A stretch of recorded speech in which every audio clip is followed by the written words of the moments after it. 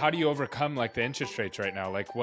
How do you navigate something like that? It is what it is. I mean, we haven't had an issue due to interest rate yet. What do you mean by that? So we haven't had an issue with cash flow due to like interest rates. I think about like the housing market, right? So right now, houses are here. Interest rates went up. It's more expensive to buy a house now than it was 6 months ago when the interest rates were lower. But there are some cases where it's like, no, it still makes sense to still go buy that house. Give me the case for buying a practice right now.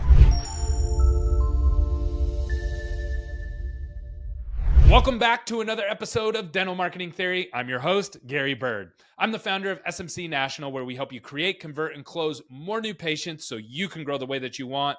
But you can't grow if you don't have money. And today I have Angela Baker, who's the vice president at Wintrust, and she is going to blow your mind. You are going to be very, very surprised at the default rate in the dental industry when it comes to banking. I was absolutely shocked at what she shared with us. And also, she's going to break down how the banks profile different kinds of dentists and how they think through lending money. You are going to learn a lot from this, and it's going to really help you think through how to grow, especially with these high interest rates and a lot of things going on in the economy. Stay tuned. All right, we are live, and I'm excited to have this conversation today because, to be quite frank with you, a lot of folks that are in the industry that Angela is in, they don't want to talk. They don't want to get on podcasts. They don't want to talk. And so I'm really, really excited to learn from Angela today. And so, Angela, why don't you tell me how, first of all, you got into the dental industry? Sure. So I've been in the dental industry for 23 years, dental finance industry. And my dad was actually in dental finance. He worked for a supply company and then got into dental finance. So when I came out of college, he asked if I wanted to come work for him. I said, sure. And one thing led to another. So I started my career in optometry, ophthalmic. So I worked with eye care practices and then moved over to dental. So I was with a company called HPSC for 3 or 4 years. And then I was with Wells Fargo, which was formerly Matsco. And at Wells Fargo, I was there for 10 years. And I ran a territory, Oklahoma, New Mexico, Colorado, and Texas, out of Chicago. And so I helped build that for them. And it was more transactional lending more than anything. When I say transactional, I mean like it's usually sole practitioners that have like one practice or whatever. And so one thing led to another, and Wintrust, which is a Chicago bank, reached out and asked if, so they have this new platform. This was 8 years ago, if I wanted to come work for them. So it kind of worked out. My office is like 5 minutes down the street from my home. But for the last 8 years, I've been working with all types of dental practices, anywhere from solo practitioners to emerging groups and groups. And really, so we're local and nationwide, so we're all over the United States, but we really specialize in like the growing group. So, anywhere from 2 to 80 or 90 practices. So it just really depends on the profile. But really, like where we like to work is if we could find a group or a doctor or a dentist who like wants to partner, and we could guide them through the bank. So, banking obviously wasn't as easy as it was, let's say 20 years ago. And so obviously everybody has to be happy. And so if you could find someone to work with that's going to work with you and you could help guide them, then usually it's a success. So we help them grow. Hey, got an important announcement for you. We are hosting the second annual Full Arch Advantage event where you learn to create, convert, and close more full arches so your office can grow the way that you want. This is going to be in partnership with BioHorizons, and this is our second year, but the important part is it's going to be virtual, so you don't have to fly out, buy hotels, travel with your team. You can just register and block off the days and watch virtually. And right now we have early bird pricing. It's never going to be cheaper than right now. I don't even have a discount code because it's so cheap. It's only $199 right now to register, and it's for your team. It's for your dentists, it's for your treatment coordinators, your dental assistants, and your marketing managers. And you're going to learn a ton of stuff to grow. Last year's event had a 74 NPS score, which is amazing. And the feedback was really, really good. So if you're looking at leveling up, we have a ton of new content, a ton of new automations and things that you can add to your practice to really grow. And we're going to be going over a lot around sales and executing on the phones to make sure that you can grow the way that you want. So don't miss this. Go to Full Arch Advantage right now and sign up. This price will not be around for long. That's amazing. So, and I know lending right now is a really tough sector because we have a lot of things working against us right now, right? So interest rates are super high. Dentists aren't making as much money as they used to from a profit standpoint, right? Dentists are really being squeezed financially. Cost of labor's up. Interest rates are super high. Cost of goods are up. Patients aren't buying as much because inflation is hitting them as well. So could you just break down kind of how you're seeing the market right now and where the opportunity is? Sure. I mean, obviously, there's always a cycle. We've been through a few of them, over the last 20 years. So today's cycle, I mean, you really see more of the solo practitioners buying other solo practitioners' practices because they're Mm, competing with the PE firm. So mm. obviously, since rates are really high, and the PE firms are usually borrowing on like a variable rate, so they're a lot higher than what a solo practitioner could get. So let's just say like the solo Wait. practitioners So you're saying so right now what you're seeing is a lot of single locations buying another single location. So they're going to two locations now and they're competing against the groups. But the advantage that the group has is they have a lower interest rate on the money because they're bigger. Is that right? or fixed, right? Yeah. Exactly. So the dental business has been lending to dentists for over 40 years, and they have these platforms, and dentists are going to pay back, and it's not very risky. So they'll lend on a 10-year fixed rate, whereas unlike these PE firms and these groups, they have 5-year variable rates. So you're correct. So you do see that some of these solo practitioners are growing because they can compete a little bit better than they were, let's say, 6 to 12 months ago. Got it. Okay. And so what is that causing the market to do now? Like where do you see the opportunity for let's pick an audience. So let's say the audience that we're speaking to are like they own 3 to 10 locations. They want to grow. Their original vision was probably to get to like 50 or 100. That like that group. Where's the opportunity for them? So I think that there's still they can still work with a bank for bank debt.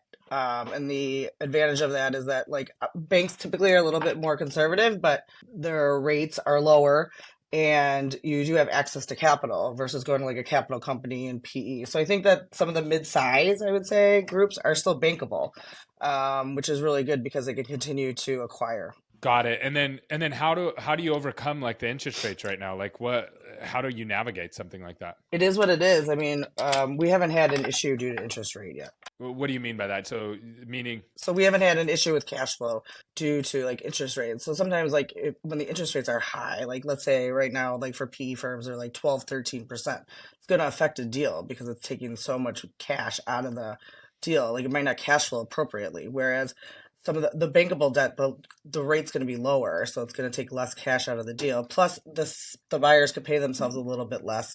And they don't need such a high return on the investment. got it. So I'm going to make less now and I'm going to make up for that later when I sell it or whatever. But now I Right. got my hands on the asset, so to speak. Yeah, and can grow it usually. Got it. Now, is it true? I've heard a lot of people that lending has gotten like really tight, like meaning not as many people are lending. Is that true, or is that just that it's the perception because interest rates are higher? Yeah, I mean, I think it's a perception because rates are higher. I mean, the banks are lending. You just have to be lendable and financeable in order to get the money. But for the dental business, I mean, the banks are open for sure. Got it. And so, if someone wants to grow right now, like how would you make a case for someone if someone's listening right now and they're like, "Man, we kind of grew, and then now we've kind of sputtered, and we're thinking about buying another practice." What would be your case for like, yeah, now's a good time? And I'll use an illustration here. I think about like the housing market, right? So right now, it's like houses are here, interest rates went up. It's more expensive to buy a house now than it was 6 months ago when the interest rates were lower. But there are some cases where it's like, no, it still makes sense to still go buy that house because you can do certain things with it. There's advantages to doing that. Give me the case for buying a practice right now? Sure. I mean, obviously, it's different for everybody. And so, like, Yeah. there's like three different tranches of practices. The first one is probably 500,000 in revenue or less. So that's like a tuck in or an add on. And so I think that that's pretty doable considering that you have projectable growth on that. And Ooh, so I okay. would say, oh yeah, those seem to be somewhat easy. You might not see it like year one, but you can create revenue pretty immediately on the smaller ones. And then you have like your average size acquisition, which is between like 750 and 800,000. And so usually those practices themselves are don't have whole lot of room for growth. It depends on their capacity, but those like are the ones where pretty much those are taken off the market right away due to the amount of profit in those deals and how much you could pay themselves or the return. And then you have the larger practices, 1 million and up. And so I would say that the larger ones are probably harder to buy due to the interest rates. And so like the small ones are probably the easiest just to buy and tuck in. But it just depends on everybody's model. So, everybody's model is different. So Of course, but I love that. I love the way you broke that down. That really helps me understand it. And I see what you're saying. The opportunity is really in those small buys and those tuck-ins right now, because if I can add on to my building, if I can buy the little space next to me and put more operatories in, it's not a new practice, but as long as I know how to market and get those people coming through my doors, all of a sudden I can have a lot more revenue or a lot more collections coming through my office with a fixed rate loan, right? And something that's very predictable. That makes a lot of sense. And then that second tier that you said, I really like that as well. So buying those smaller practices, are those kind of practices, you said those ones get snatched up really quick? usually, especially if they're like a sole practitioner buying those, because typically there's a couple $100,000 in profit. They're manageable from one doctor standpoint, usually like 6 to 10 operatories at the most. And it's just like, if you're a sole practitioner, it's like easy to kind of bring that on. Um, but those are the ones that get snatched up so much faster than the rest of them. But on the lower tier, the smaller ones, it's like these practices have been around. It's just the seller has just been kicking it, for a while. Like went from like 4 days a week to 3 days a week Yeah, to yeah, two yeah. days a week. Yep. And so like there was a practice and there are patients. And so I mean the demographic might be a little bit older, but and then you have equipment, and so it's easier to buy something than build it, right? Whereas like these middle ones, it's like there's just enough profit in these deals where it's like it fits the perfect like textbook practice, and so those are like the most competitive. Got it. Okay, that's really really good to know. And then where do you see the market going? What do you, if you had a magic wand, you're going to predict what the future is going to look like? And I know there's certain things you're allowed to say and not say. I see you already shaking your head. No, don't know. But I don't like, know. I where know. do you So where do hard. you see the market? I know it is hard. We're guessing. So disclaimer: this is a guess. This isn't financial advice. This is not um, anything like that. But do you think the Fed's going to continue to either raise rates or stabilize and kind of stay where we're at? And this is going to be like the 80s. My dad tells me, I was born in the 80s, but my dad tells me that he was like, when I was a kid, we bought houses at like 15% interest, and houses that are like $100,000, but their payments were humongous because interest rates just kept going up, and they kind of kept it there for a long time. Do you kind of see that kind of situation going on? Or do you see them probably tapering back a little bit as they keep inflation under control? So, I mean, they are predicting that they're going to stabilize. The Fed's going to stabilize, but I will say, you were born in the '80s, and so I hear these stories from my parents too. But like, I was lending in what was it, 2001, and we were lending to like 12 to 15% in the dental business. So it's like Ooh. it has sustained those high rates in the past, and so we're not Well, even what near what was that. going on in 2000? So I remember. So 2001 was the, I got started in business in 2008, and that was the housing crash. 2001 was the bubble in technology, right? I believe The dot so. com I was boom. like so Yeah, new to business, I had no idea. These rates were high, yeah. Okay, so that was during the dot com boom, when everything was just popping off. I think Clinton was the president at the time, and hmm yeah, and then it all fell apart. Like all these dot coms just crumbled. So yeah, that makes sense. So we had really high interest rates then in the dental, and then they came back down. So you're thinking we're probably going to stabilize where we're at right now? Yeah, and it'll cycle. So like even in 2008, so all the banks were lending at a pretty reasonable rate. Even after the mortgage, crises or whatever you want to call it. But you saw some practices like have some issues. The practices that were having issues were more specialty practices like cosmetic and ortho, where they could wait a little bit longer in order to get the help that they needed versus like a GP practice. And so you did see that cycle. So maybe we would see that here, especially with inflation being so high and everything being so expensive. Like maybe that's kind of like the outlier of those practices. Like if that happens again, So I think it'll eventually stabilize. It's just going to take a few years. Got it. Okay, that makes a lot of sense, and that isn't as scary as 15 or 20% interest rates. But we know, you never know, right? And then, so how, break down for me how the banks or how you guys think through, or the people that you talk to think through, how to loan to the dentist, because from my understanding, this is what I've always been told: dentistry doesn't fail like in a normal business, right? So like if you and I, Angela, start a business of any kind, the failure rate over, if you extend it out over a long enough period, it's going to fail 90% of the time, right? So it's a very high failure rate. But in dentistry, it's the opposite, I've been told. In dentistry, for a single practice, chances of failure are like 10%. So it's really, really low compared to most businesses. So I've been told that banks love loaning to dentists because of that. First of all, is that true? What I'm saying right now, is that a true statement? That is true.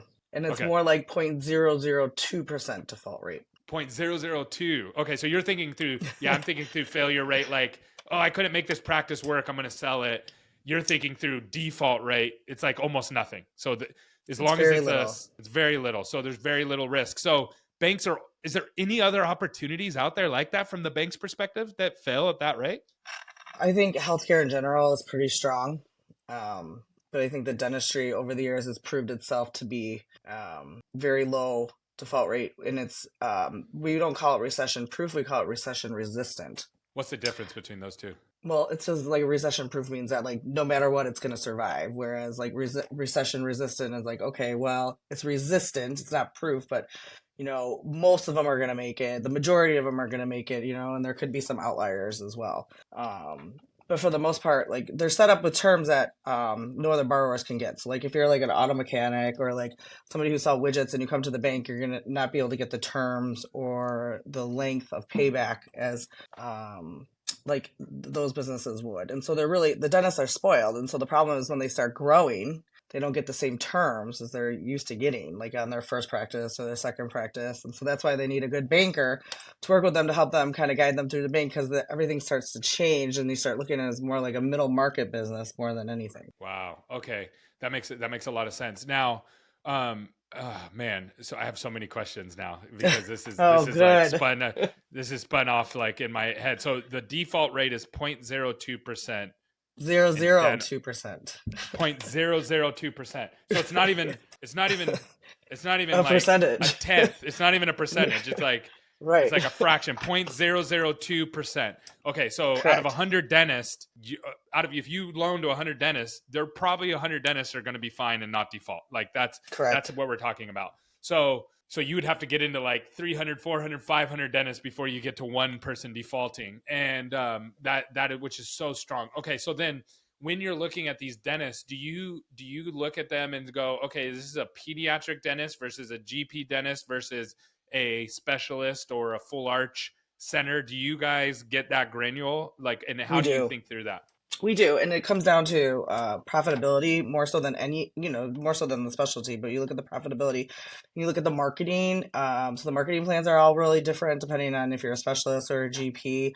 It also depends on the demographic. So there's a bunch of different things that go into it. But yeah, understanding the specialty makes a difference to the bank because you can understand the dynamics. Every specialty is different. So which one's better? Like which one do you, because here's how I see it. Now I'll walk through how I see it. So I look at GP, so your general dentistry, and your pediatric as a recurring business model, meaning the patient comes in, they get hygiene, they come back every 6 months. So now you have this recurring revenue stream of people who are going to come in and they're going to have problems. Like there's things that need to be fixed, and you have that and you keep building on top of that. Where when you get into like ortho, you get into implants or full arch, you're now getting more into the sales side of the business, meaning you sell one time, you sell them ortho, you sell them their implants, they buy it, they get the treatment, and then they're gone. And then you're only as good as your next sales month, right? Like, and as the economy dips, as people have less money, those types of businesses take a bigger hit than your general dentistry side. First, am I right in my assessment? And then second, how do you guys, is there any other caveats that you work through? No, you are correct in your assessment for sure.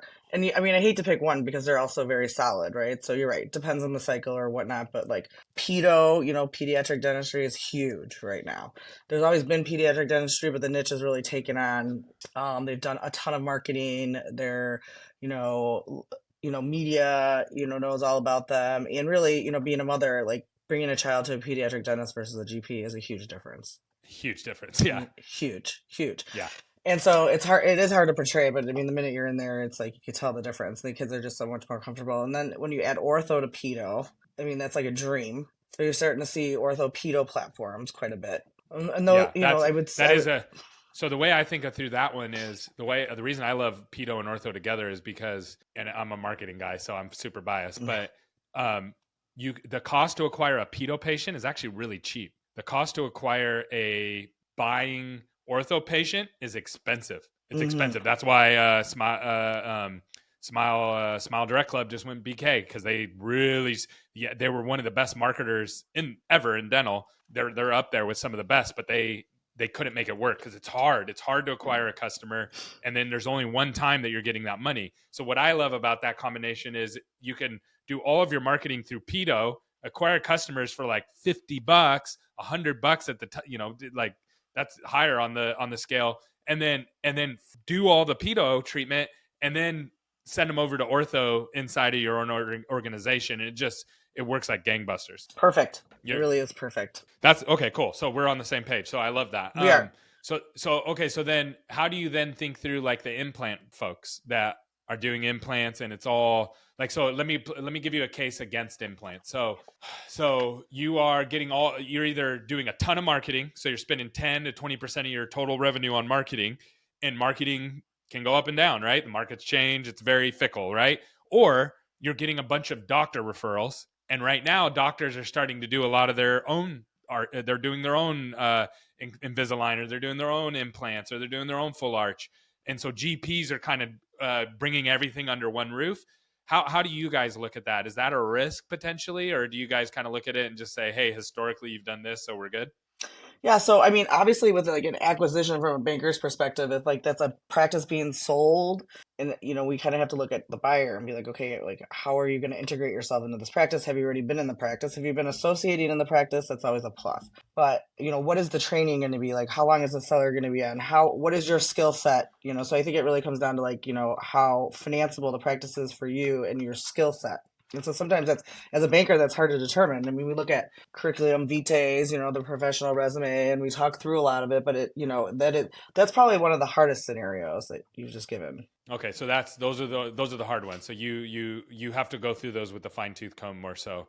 And then do you like the GP offices that kind of do everything? Are those easier to lend to because they're doing a little bit of everything? They're doing a lot of do you actually go in and look at their full book of business and go, okay, you got GP, you got a healthy hygiene, you got clear aligners, you're getting some business from that, you're getting a lot from implants, and you're even doing some full arch. Do you look at it that way, or not really? For GP, it's more straightforward. Well, you just don't see that profile really yet because the sellers just, a lot of them are very conservative in nature in what they're doing. And so the buyers are the ones that are going to be going in and putting that marketing plan together, and becoming a little bit more aggressive and bringing more revenue into the practice. So it's like, okay, great. From a buyer perspective, like, I'm so happy that you're going to be able to do this. Let's see. But at least it's working today. So go in and do whatever you want, type of thing. But it's like the sellers, you don't see that profile just yet that often. Unless they have to move like to a different state or something, or there's a reason. But if they're selling because they're done practicing, usually they're just, the bread and butter GP practices. Got it. Usually. Makes sense. That makes a lot of sense. Well, Yeah. awesome. Well, I learned a ton, Angela. I really, really appreciate you coming on. If someone wants to reach out to you and learn more about what you're doing, or have some questions around lending and things that they want to do in the future, what's the best way to get in touch with You can reach me at abaker@wintrust.com. That's ABAKER at Wintrust, WINTRUST.com. you? Awesome. Thanks so much for coming on. Thanks, Gary.